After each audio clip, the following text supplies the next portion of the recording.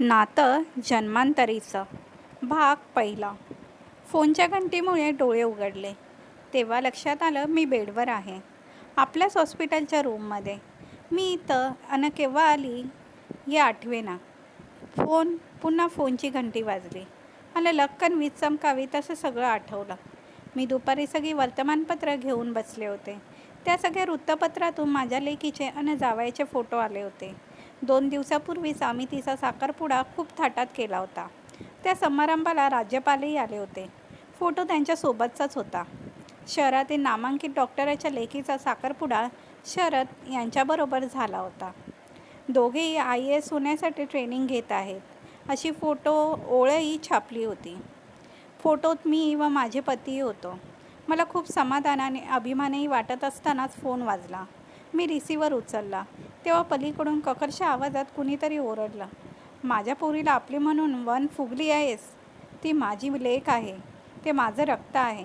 मी सांगतो येऊन तिला सत्य काय आहे ते. एवढं ऐकलं आणि रिसिव्हर माझ्या हातातून गळून पडला आणि मी बेशुद्ध पडले. ती आता शुद्धीवर येत आहे. थोडी मान वळून बघितलं तर माझा हल्लीच डॉक्टर झालेला मुलगा तिथंच खुर्चीवर बसल्या बसल्या झोपलेला दिसला. मुलगी दिसली नाही.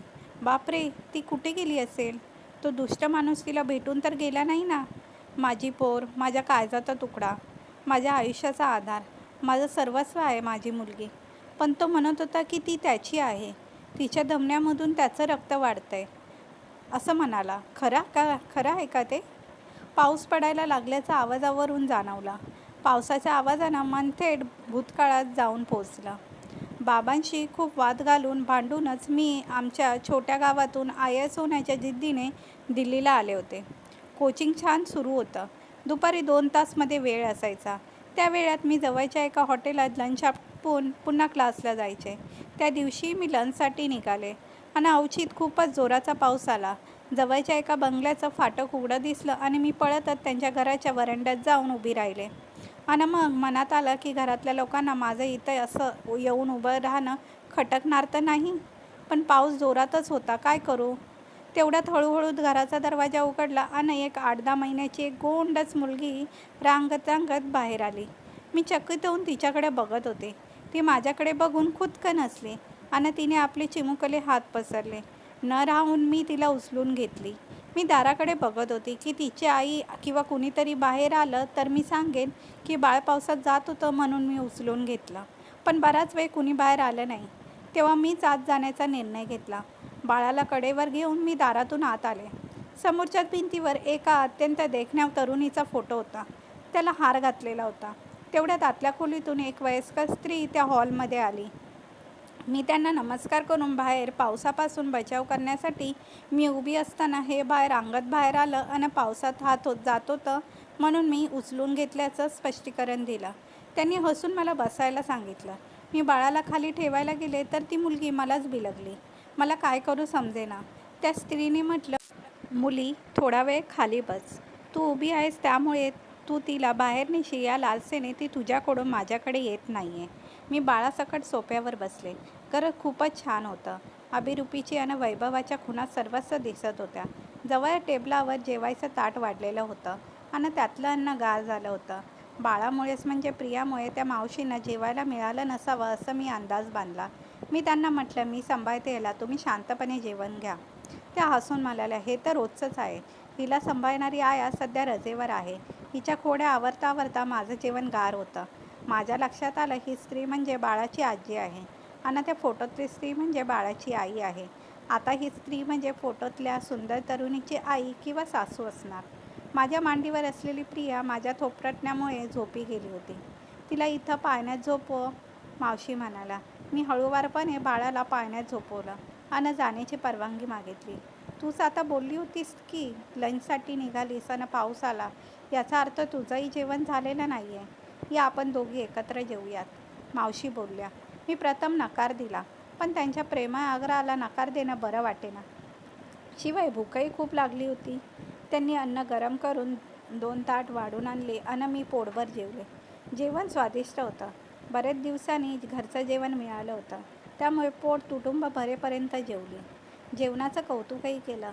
हसून मावशी म्हणाला, आता रोजच तू लंचला इथे येत जा. तू भेटलीस की प्रियालाही आनंद होईल. मी त्यांना विचारलं की हिची बाई किती दिवस रजेवर आहे. तर त्या म्हणाल्या, बाईची सासू वारल्यामुळे ती गावी गेली. आता 15 दिवस तरी लागतीलच. दुसरी बाई शोधतोय, पण स्वच्छ आणि प्रेमाशिवाय प्रामाणिक बाई मिळत नाही. स्वयंपाकाला आचारी आहेत, पण बाळाला सांभाळायला कुणी स्त्रीच हवी आहे. मला काय सुचलं कोण जाणे. मी अविवाहितपणे बोलून गेले. मावशी, काळजी नका करू. मी तुमचे हे अडचणीचे दिवस निभावून नेते. मलाही हा वेळ मोकळा असतो. त्यात कठीण अभ्यासक्रमाच्या ताणातून थोडा विरंगुळा म्हणून मी 2 तास तुमच्याकडे येऊन प्रियाला सांभाळेल, खेळेल तिच्यासोबत. तेवढ्यात तुमचं जेवण निवांत आटपून घेत जा. मावशीने एका अटीवर माझं म्हणणं मान्य केलं. रोजचा लंच मी त्यांच्याबरोबर घ्यायचा. मी गमतीने म्हटलं, मावशी, इतका विश्वास कोणावरही टाकणं बरोबर नाही. पोरी, जग बघितलंय. इतकं वय झालंय, माणूस ओळखता येतो मला. मावशीने म्हटलं, मग तर हा रोजचाच नियमच झाला. लंच टाईममध्ये मावशीकडे जायचं, प्रियाशी खेळायचं, मावशीची गप्पा मारत जेवायचं. मावशी थोडंफार घरातल्यांबद्दल सांगायच्या. त्यांचा मुलगा डॉक्टर आहे, लग्नाच्या वयाचा आहे, पण लग्न करायला तयार नाही. घरात सून येणं गरजेचं आहे. माझी तब्येतही बरी नसते. प्रियाची काळजी वाटते. असं काही. मला वाटायचं इतकी देखणी होती त्यांची सून, मुलगा तिच्या प्रेमातून बाहेर पडणार तरी कसा. एक दिवस दुपारची घरी पोचते तोवर बाहेरून प्रियाच्या जोरजोरात रडण्याचा आवाज ऐकला. धावतच आत गेले. किचनच्या दाराशी मावशी बेशुद्ध पडल्या होत्या. पाळण्यात प्रिया रडत होती. आधी तिला पाळण्यातून खाली घेतली. मावशींना चेहऱ्यावर पाणी शिंपडून शुद्धीवर आणण्याचा प्रयत्न करत होते. पटकन सुचलं. मैत्रीण निशाला फोन करून डॉक्टरला पाठवून दे म्हटलं. तिला पत्ताही सांगितला. ती ताबडतोब धावत आली. पाठोपाठ डॉक्टरही आले. मी व निशानं मावशीला बेडवर झोपवलं. डॉक्टरांनी तपासून सांगितलं की BP एकदम कमी झाल्यामुळे चक्कर आली. आवश्यक उपचार करून डॉक्टर केले. निशाही तिचा क्लास होता म्हणून निघून गेली. मी टेलिफोनजवळ एका कार्डवर मोठ्या अक्षरात लिहिलेले नंबर बघितले. गरजेच्या वेळी लागणारे ते टेलिफोन नंबर्स होते. त्यात डॉक्टर प्रियांशूचा फोन नंबर सगळ्यात वर होता. आता मी त्यांना फोन केला. तो आईच्या तब्येतीबद्दल ऐकून एकदम हवालदिल झाला. ताबडतोब येतो म्हणाला. मावशी आता शुद्धीवर आल्या होत्या, पण अजून पडूनच होत्या. त्यांच्या गोरापान चेहरा मलुट्ट दिसत होता. चेहऱ्यावर आणि सर्वांगावर थकवा जाणवत होता. या वयात लहान बाळाची जबाबदारी खरोखर फार अवघड असते. माझी आई माझ्या लहानपणीच वारली होती. बाबांनी दुसरं लग्न केलं नव्हतं, पण माझ्या काकीनं माझी जबाबदारी घेतली आणि खूप प्रेमाने मला वाढवलं. कदाचित त्यामुळेच मला प्रियाविषयी विशेष लळा होता. इथं मावशीची गोष्ट वेगळीच होती. त्यांची तब्येत आणि वय बघता त्यांच्या मुलाला लग्न करणं गरजेचं होतं. मी विचारतच होते. तेवढ्यात दारातून एक देखण्या तरुणानं घाईघाईनं प्रवेश केला. धावतच तो बेडपाशी पोहोचला. आई, काय झालं तुला? आता कशी आहेस? मला लगेच बोलवलं का नाही? फोन केला असता मला तर त्या बोलण्याचा रागच आला. मला तो फार मानहानी वाटला. मी जरा तडकूनच बोलले. आता मारी इतकी काळजी दाखवताय. त्या लहान अजाण पोरीची काळजी घ्यायची जबाबदारी आईवर टाकताना काही नाही वाटलं? का नाही दुसरं लग्न करून घेत? तुम्हाला काय वाटतं, सगळ्या सावत्राया वाईट असतात? मिस्टर, जगात चांगली माणसंही आहेत.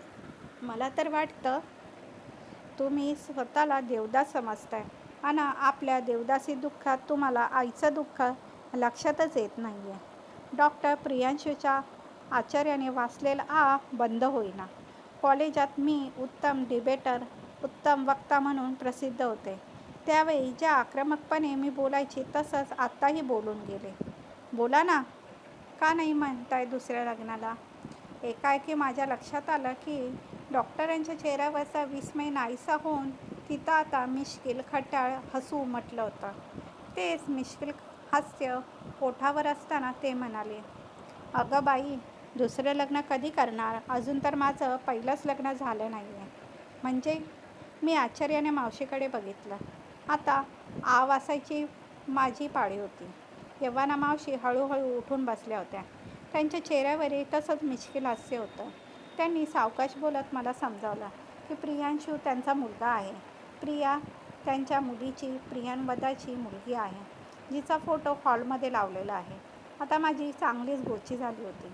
मी ओशाळून त्यांना येते म्हटलं आणि निघायची तयारी केली. इतक्या सगळ्या गोंधळात मावशीने आणि माझं सकाळचं जेवण झालंच नव्हतं. येव्हाना संध्याकाळ ओसरून रात्र व्हायला आली होती. तू आता जेव, आपण सगळे जेव, मग प्रियांशू तुला हॉस्टेलवर सोडून येईल, मावशीने म्हटलं. डॉक्टरांनी आईच्या म्हणण्याला दुजोरा दिला. आचारी स्वयंपाकाला लागला. त्याने झटपट जेवण बनवलं. तेवढ्या वेळात डॉक्टर कपडे बदलून आले. जेवताना मी गप्प होते. प्रियांशूने म्हटलं, तुमचं कौतुक वाटतं मला, कारण तुम्ही हे अगदी बरोबर ओळखलं आहे की मला प्रियाची फार काळजी वाटते. कुणीतरी मुलगी लग्न होऊन घरी येताच बाळाची जबाबदारी घ्यायला तयार होणार नाही, त्यातून म्हातारी सासू सांभाळायची. खरं ना? आता मीही जरा सावरले होते. मी बोलून गेले, असं काही नाही. इतका देखणा डॉक्टर, सदन घरातला मुलगा, प्रेमळ सासू, हे बघून तर कोणीही मुलगी लग्न करेल तुमच्याशी. माझ्या लक्षात आलं की मावशी आणि प्रियांशू पुन्हा तसंच मिश्किल हसतायत. मला स्वतःच्या बोलण्याचा त्या क्षणी राग आला आणि लाजही वाटली. मी जेवण संपवून पटकन हात धुतले. तेवढ्यात प्रियांशूही हात धुवायला उठला आणि त्यानं विचारलं, तुम्ही तयार आहेत माझ्याशी लग्न करायला? कराल का माझ्याशी लग्न? बाप रे, मला तर घामच फुटला. मावशीने सांभाळून घेत म्हटलं, अरे तिला लवकर सोडून ये, उशीर झाला तर बोलणी खावे लागते. प्रियांशूने गाडी काढली. मावशीचा निरोप घेऊन मी गाडीत जाऊन बसले. हॉस्टेलच्या आधी एका आईस्क्रीम पार्लरसमोर त्यांनी गाडी थांबवली. माझ्या बाजूचा दरवाजा उघडत ते म्हणाले, अजून हॉस्टेलचं गेट बंद व्हायला अवकाश आहे, या ना आईस्क्रीम खाऊयात. मी तर कित्येक दिवसात खाल्लं नाही आईस्क्रीम. मी मुकाट्याने उतरले. आम्ही आत जाऊन बसलो. त्यांनी माझी आवड विचारली. मी चॉकलेट फ्लेवर सांगताच ते 2 आईस्क्रीम घेऊन आले. माझी नजर खाली होती, पण ते सतत माझ्याकडे निरखून बघत आहेत हे मला जाणवत होतं. आईस्क्रीम संपल्यावर ते दिलगिरीच्या सुरात म्हणाले, माझ्या बोलण्यानं तुम्ही दुखावला गेला असाल तर मी क्षमा मागतो. पण आईकडून जे काही तुमच्याबद्दल ऐकलं होतं आणि आज तुम्हाला प्रत्यक्ष भेटलं, माझ्या लक्षात आलं की तुम्ही इतर सामान्य मुलींपेक्षा वेगळे आहात. खरं तर मी अशा वेगळ्या मुलीच्या शोधात होतो. त्यामुळेच मी पुन्हा तुम्हाला लग्नाची मागणी घालतो आहे. मला ठाऊक आहे की तुमची स्वप्न वेगळी आहेत. तुम्हाला कलेक्टर वगैरे व्हायचं आहे, पण लग्नानंतरही ते करता येईल. माझा तुम्हाला संपूर्ण पाठिंबा असेल. प्रियावर जे निरपेक्ष प्रेम तुम्ही करता तसं दुसरी कोणी मुलगी करू शकणार नाही. मला उत्तराची घाई नाही आहे. तुम्ही विचार करा, भरपूर वेळ द्या. तुमचा नकारही मी खिलाडूपणे स्वीकारेन. फक्त एकच अट, आई व प्रियाला मात्र नेहमीप्रमाणेच भेटत राहा. काय उत्तर द्यावं मला माझं समजत नव्हतं. त्यांनी मला हॉस्टेलच्या गेटपाशी उतरवलं आणि ते गुड नाईट म्हणून निघून गेले. आपल्या रूमवर गेलं. मी स्वतःच्या पलंगावर झोकून दिला. आतापर्यंत कुणा मुलाने अभ्यासाव्यतिरिक्त दुसऱ्या कुठल्याही विषयावर बोलण्यासाठी मैत्री वाढवली तर मी त्याला असा काही झापायची की बिचारा पुन्हा बोलायचं धाडसच करायचं नाही. पण आज प्रियांशूनं सगळं मला लग्नाची मागणी घातली आणि मी मुकाट ऐकून घेतलं. खरं तर मला राग यायला हवा होता, पण मला चक्क लाज वाटते. काहीतरी वेगळं छान छान वाटतंय. कितीतरी वेळ मी विचार करत होते, काहीच निर्णय घेता येईना. तेव्हा मी बाबांना फोन लावला. बाबांचा आवाज ऐकताच मला एकदम रडू फुटलं. बाबा, तुम्ही ताबडतोब इथे या, मला तुमची फार गरज आहे. बाबांनी नेमकं काय झाले विचारलं, तरी मी काहीच बोलले नाही. दुसऱ्या दिवशी बाबा आले. मी धावत जाऊन त्यांना मिठी मारली. बाबांना सगळी हकीकत शांतपणे ऐकून घेतली. मग मलाच विचारलं, तुझी काय इच्छा आहे?